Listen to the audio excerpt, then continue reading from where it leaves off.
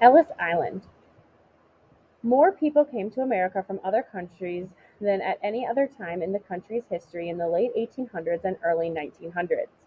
Over 20 million immigrants entered America through Ellis Island between 1892 and 1954.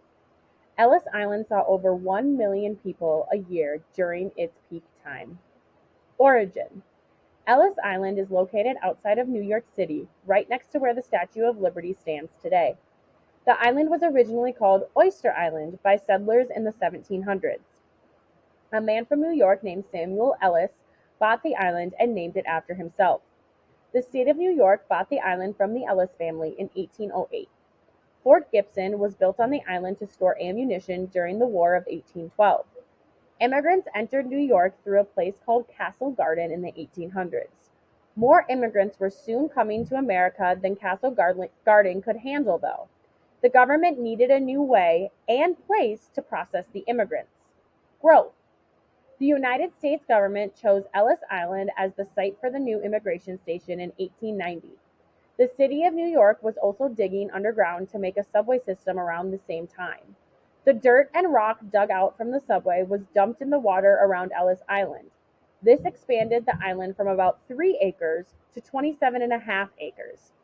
The government built a new immigration station including hospitals for the sick and dormitories where people could sleep. The Great Hall was 2 stories high. Most immigrants came through this main building. The first floor was a luggage check and ticket office. The second floor had a registry with a check-in area for immigrants. Process. People from many different backgrounds came to the United States. The government worried the new arrivals would bring diseases to the country. Passengers were given medical examinations while still on the ships. They also received vaccinations to make sure they would not get sick. Not all immigrants who came to America went through Ellis Island. Immigrants with money were often taken right off their ships and to New York. The poorer passengers were put onto a ferry and taken to Ellis Island for processing. This could be a scary experience because many of the immigrants did not speak English.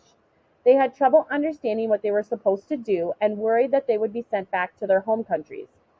Medical officers gave immigrants more physical examinations at Ellis Island. After immigrants passed their medical exams, they had to answer 29 questions. An interpreter who spoke the immigrants' language usually helped them answer the questions. Most were easy to answer, like their name, age, and country where they were from. The majority of immigrants passed this test, but the information was changed for many people. For example, some names were changed if they were too difficult for the workers to say or spell. Immigrants were often given new, shorter names.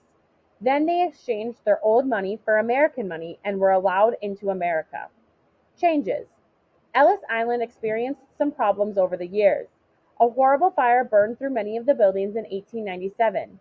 It took 2.5 years to rebuild with fireproof materials like brick and concrete. A new law in 1929 forced all immigrants to be inspected at an American office in their native country before coming to America.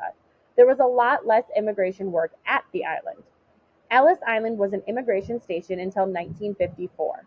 Today, Ellis Island was mostly abandoned until 1965.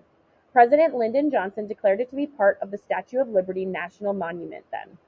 This made it a historical site that could be used as a tourist attraction. Thousands of visitors go to the island each day to tour the buildings. The Great Hall is now an immigration museum where people can learn more about the history of immigration in the United States.